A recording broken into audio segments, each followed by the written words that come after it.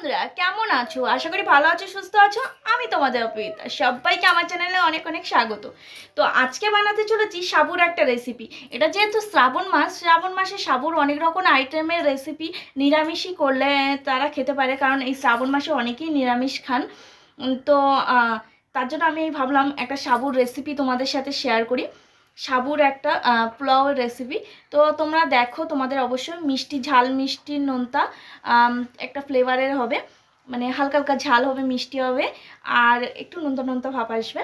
তো আমি আগে দিয়ে 3 ঘন্টা এখানে সাবুটা ভিজিয়ে রেখে দিয়েছিলাম। কত ভালোভাবে সাবুটা সিদ্ধ মানে গলে গেছে, দেখতেই পাচ্ছ।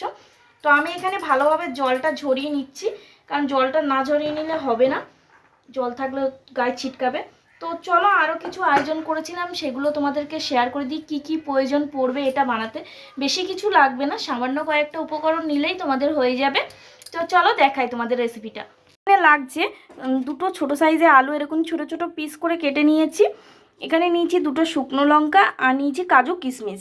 তো চলো এবার গ্যাসটা অন করে নেওয়া যায়। এখানে গ্যাসটা অন করে নিয়ে এবার দিয়ে দেবো সামান্য 1 চামচের মতো ঘি। তো চলো, গ্যাসটা ধরিয়ে নেওয়া হয়ে গেছে। এবার দিয়ে দেবো কড়াইতে ঘি পরিমাণ মতো, মানে 1 চামচের মতো ঘি দিয়ে এখানে কিন্তু দিয়ে দিতে হবে শুকনো লঙ্কা চেরা। দিয়ে দেওয়ার পরে এখানে আলু আর যে এটা হয়, মানে আলু কাজু কিশমিশ তিনটেই কিন্তু একসাথে দিয়ে নাড়াচাড়া করে সুন্দর করে ভাজা ভাজা করে নিয়ে নিতে হবে। একটু টেকে টেকে ভাজা করলে আলুটাও সিদ্ধ হয়ে যাবে, দেখতে থাকো।